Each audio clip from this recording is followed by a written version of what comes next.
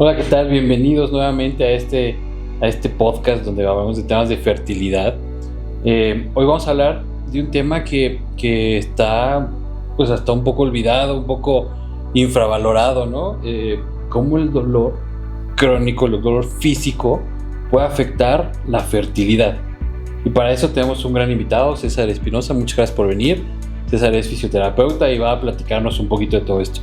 César, muchas gracias por estar aquí. Un gusto, doctor. Gracias por la invitación. Vamos a buscar aportar desde las neurociencias del dolor, los cambios de la conducta que llegan a generar en las personas y buscar entender cómo el dolor, además de ser físico, puede llegar a afectar las relaciones, los vínculos e inclusive hasta la toma de decisiones en planeaciones familiares. Fíjate que cuando estuvimos viendo este tema, o sea, sí me cayó el 20 y pues sí, tienes razón. O sea, hay muchas veces que tienen personas que tienen dolor, ya sea por un tema físico, algún antecedente de un traumatismo, algún ejercicio mal hecho, no sé, ahorita vamos a hablar de todo eso, ¿no?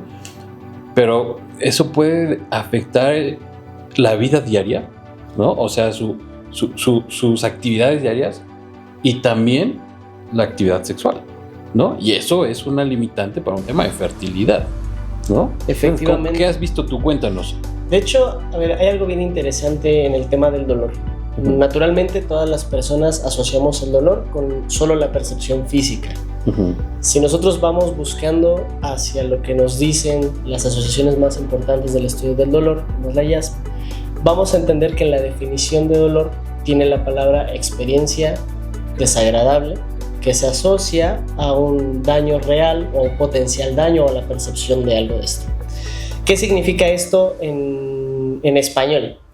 Que el dolor no solamente va a ser físico, que va a ser subjetivo, que va a cambiar la forma en que una persona se percibe, que hay una parte sensorial, pero también hay una parte conductual, uh-huh, y que no necesariamente va a aparecer ante la presencia de un daño, sino ante la presencia de un estado de alerta o un estado de peligro.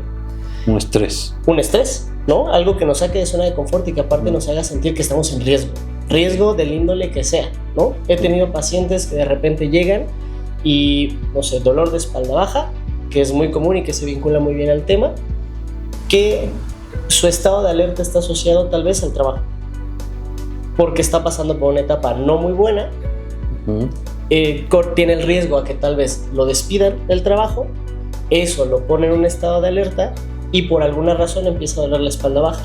Y normalmente el cerebro va a buscar asociarlo con algo común. No, es que es mi silla, ¿no? O la postura. Exactamente. La silla, sí. Entonces, de repente se nos olvida como toda esta parte de lo que envuelve al tema del dolor.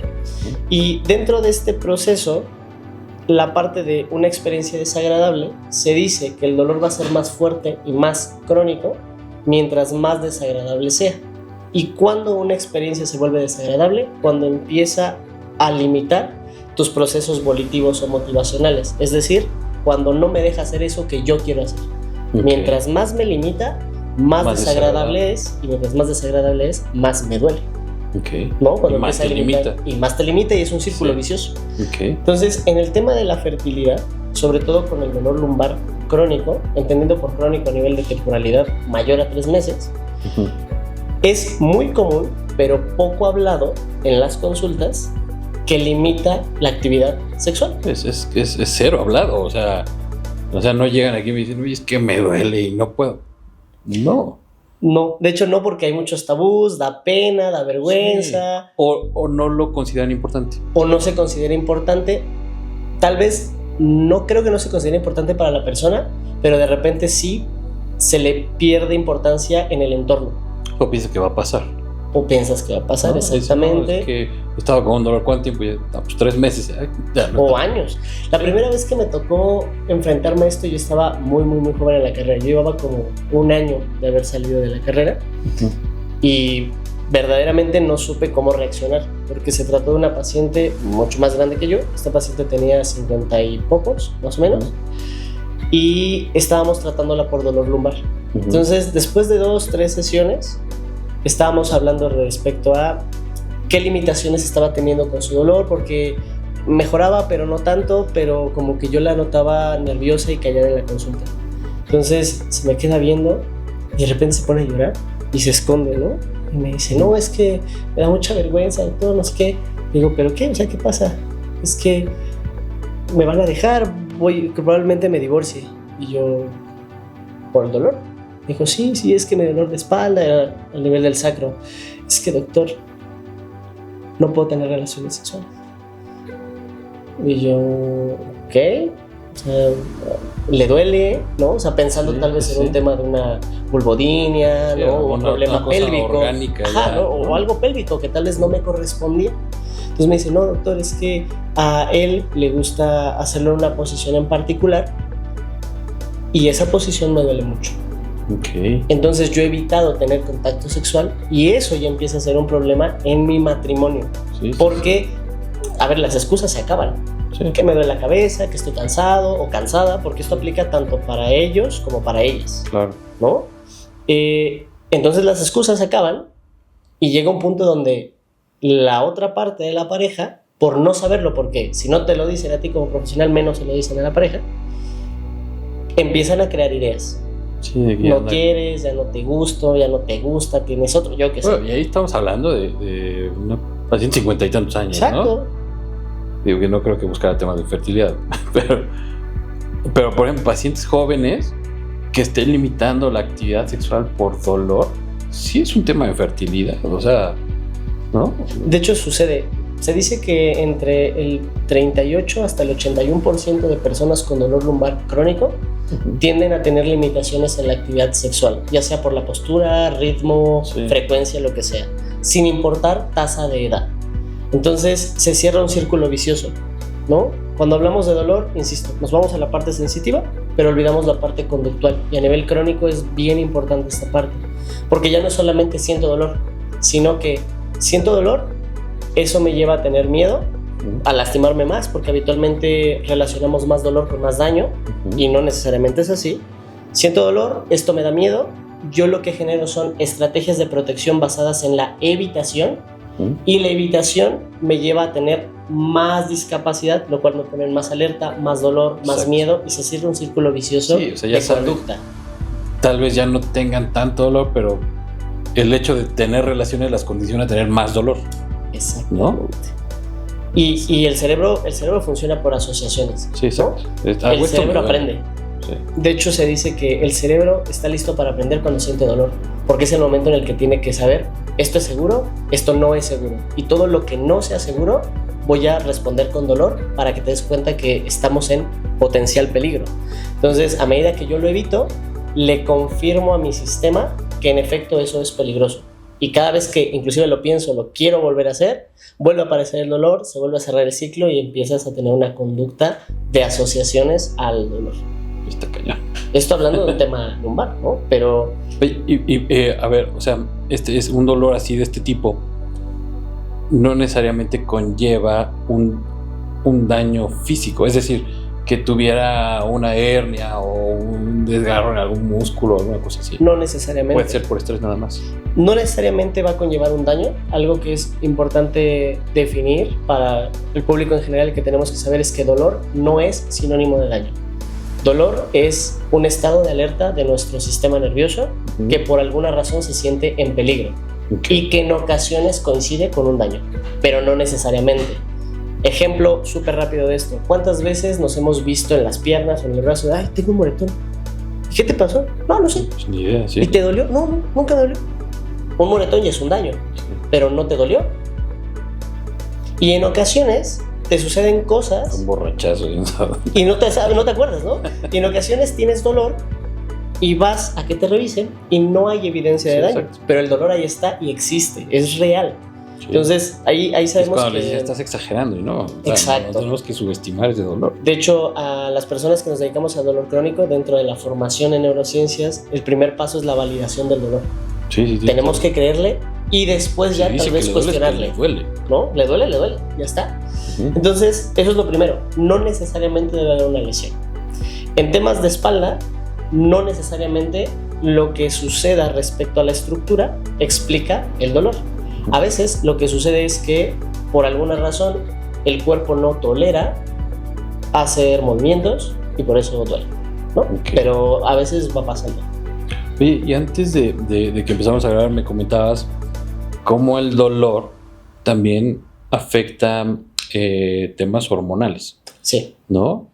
Explícanos un poquito esto. El tema del dolor y las hormonas relacionados específicamente al tema de la fertilidad es un tema bastante interesante. ¿Qué sucede? Cuando nosotros estamos en un estado de dolor crónico, normalmente aumentan nuestros niveles de ansiedad, nuestros niveles de estrés, nuestros niveles de miedo, precisamente por el propio dolor. Eso en sí mismo ya genera muchos cambios dentro de nuestro organismo. De manera general, pasan, en primer lugar, una inflamación de bajo grado dentro del torrente sanguíneo, ¿no? Todo el tiempo tenemos sustancias proinflamatorias. En segundo lugar, aumenta el estado de estrés oxidativo. Y a nivel de temas de fertilidad, cuando hay, y aparte hay exceso de cortisol, ¿no? Porque estamos en un estado de alerta y estado de estrés. Sabemos que el cortisol tiene una función buena cuando es un poquito y luego ya no está, pero cuando se mantiene en la sangre por mucho tiempo se vuelve un problema desadaptativo. La combinación de estas tres cosas a nivel temas hormonales relacionados a la fertilidad lo que hacen es alterar la liberación de este gen que se relaciona con la hormona que permite que se libere la gonadotropina. El cortisol, digamos, como un efecto de carambola de 3 bandas, afecta la liberación de GnRH. Claro. Por el GnRH sabemos que controla el ciclo ovárico. Entonces, ¿qué puede haber? Anovulación. Exacto. O en el hombre una mala espermatogénesis. Exactamente. Y si tenemos estas dos cosas, tanto en uno como en otro, la probabilidad de que se pueda hacer la fecundación es bien difícil. Exacto. Además de que a nivel, por ejemplo, con el varón, estas situaciones aumentan la probabilidad de dolor prostatal, ¿no? Prostatitis, o aumento de probabilidad de eyaculación precoz. Por el tema del estrés. El aumento del cortisol, ¿no? Sabemos que muchas de las eyaculaciones precoces tienen más un carácter psicoconductual que no tanto, en la gran mayoría de casos, a nivel fisiológico. Y eso también ya es un problema para la fertilidad, el acto sexual y demás, ¿no? Entonces, influyen todo. Sí. Esta cascada de cosas afectan claramente la fertilidad porque todos estos ciclos hormonales se empiezan a ver, pues sí, y súmale que aparte del estrés, no sé, tal vez tengan ahí un problema de sobrepeso, resistencia a insulina, ¿no? O procesos infecciosos. Se van sumando cosas. Se suman. Y estas cosas, por ejemplo, en la obesidad, temas de diabetes, temas de hipertensión, temas relacionados al estilo de vida, generan un efecto potencializador a estados de dolor, ¿no? O sea, porque el entorno cambia. Sí, el estrés aumenta. La inflamación, ¿no? Por ejemplo, la obesidad y estado inflamatorio. ¿Y cómo los tratas? Cuando se tratan de dolores crónicos que empiezan a afectar esto, o sea, normalmente yo lo que hago es clasificar a los pacientes en dos, ¿no? Pacientes que tienen un dolor crónico que les afecta la actividad sexual, pero que no necesariamente tienen un problema a nivel pélvico, ¿no? Un dolor de espalda. O sea, hay que descartar primero una patología. Un problema, exactamente. O que sea un dolor pélvico crónico. Okay. ¿No? A nivel literalmente piso pélvico y estas regiones. O pacientes que sí tienen un dolor pélvico crónico, que sí tienen alteración de piso pélvico, que tienen alteración de la zona genital y de todo este tema. Si son dolores secundarios, más bien, si es un dolor crónico que afecta la conducta sexual, lo que se hace es, tenemos que hacer un proceso educativo, entender por qué su dolor está afectando el apetito sexual y entender este ciclo de miedo y de evitación. Segundo, buscar adaptaciones respecto a posturas, cadencia, tiempo y sobre todo empezar a hacer ya sea o un afrontamiento progresivo o una exposición graduada a lo que está doliendo. Desde el punto de vista de la psicología y la terapia cognitivo-conductual, lo que vamos haciendo es ir afrontando o confrontando de a poco eso que pone a nuestro cuerpo en alerta para generar el cambio de asociación. Que el sistema se dé cuenta que no es peligroso. ¿No? Es como las vacunas. Exactamente, muy similar. De hecho, a esto a nivel de neurociencias del dolor se le llama violación de la predicción. ¿No? Nuestro cerebro asocia que X postura es peligrosa y duele. Lo que tenemos que ir haciendo es como irlo campechaneando entre boca arriba, boca abajo y de repente un poquito de esa que nos duele, como para que el cerebro diga, ¿qué? No me tiene que doler, yo lo estoy disfrutando. Ya. Y entonces se va cambiando la asociación. O sea, no todo es analgésicos. No todo es analgésicos, ¿no? Porque muchas veces el dolor crónico es la parte conductual es súper importante y la parte asociativa. Pero esto aplica en pacientes que tienen limitada la conducta o la actividad sexual por otro dolor en otra zona, ¿no? El paciente al que le duele la espalda baja, tratamos la espalda baja, mejoramos las capacidades en la espalda baja, vamos afrontando para que no duela la espalda baja, porque el problema no es peligro. Y esa parte la voy llevando completamente yo como terapeuta con expertise en dolor crónico. Okay. Pero si yo tengo a un paciente que tiene dolor pélvico crónico, ahí las cosas se vuelven un poquito más complicadas, porque ya no solamente depende de mí como fisio en dolor crónico. Vamos a necesitar trabajo de la mano de un ginecólogo, vamos a necesitar, en mi caso, fisio especializado en dolor para hacer toda la parte de neurociencias, y vamos a necesitar un fisioterapeuta que se dedica a la parte del trabajo de piso pélvico. Okay. Donde toda la parte biológica, farmacológica, la parte educativa, si se tiene que hacer regulación hormonal, la va a tener y la va a plantear el doctor. Sí. Mientras que en mi caso, como fisio de neurociencias del dolor, cuestiones quirúrgicas a veces. A veces, ¿no? Porque aparte podemos tener hipertonía de músculos a nivel de piso pélvico, sí. que ya no... Prolapsos uterinos, sí, que ya son cosas que a nosotros como fisios participamos en el proceso, pero no sobrepasan, ¿no? Y aquí es donde realmente vale la pena tener buenas amistades en el gremio, ¿no? Entonces, esa parte la hace el doctor. Yo como fisio en neurociencias del dolor me cargo de la parte educativa, exposición graduada, y con las personas de dolor pélvico crónico, cuando hay afectación de piso pélvico, hacemos terapia de representación mental y muchas técnicas somatosensoriales. Atención plena, reconocimiento de las partes del cuerpo, trabajos disociativos, buscando la relajación, los cambios a nivel de la respiración. Hay una técnica que se llama reprocesamiento del dolor, que fue generada por un psicoterapeuta estadounidense que se llama Alan Gordon, que lo que busca es volver a hacer conciencia de nuestro cuerpo para bajar los niveles de alerta, y esto a nivel fisiológico trabaja con una analgesia intracortical, donde la corteza somatosensorial 2 genera una inhibición de la corteza somatosensorial 1 y genera un proceso analgésico por un reconocimiento propio que da seguridad del cuerpo. Entonces trabajamos con técnicas somatosensoriales, y al mismo tiempo la terapeuta o el terapeuta especializado en piso pélvico lo que va a hacer es la reeducación de todo el aparato y todo el sistema musculoesquelético pélvico para que disminuyamos hipertonías. Si hubo un tema de prolapso, volvamos a mejorar la fijación del piso pélvico, reeduquemos la coordinación abdomen-piso pélvico, etcétera, etcétera, etcétera.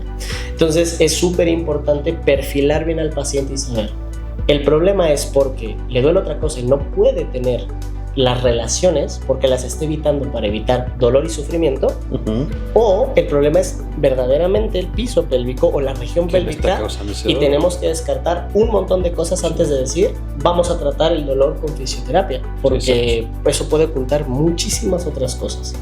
¿Qué recomendarías? O sea, un paciente con dolor, ¿qué es lo primero que le dirías? Dice, hoy tengo dolor, no puedo tener relaciones.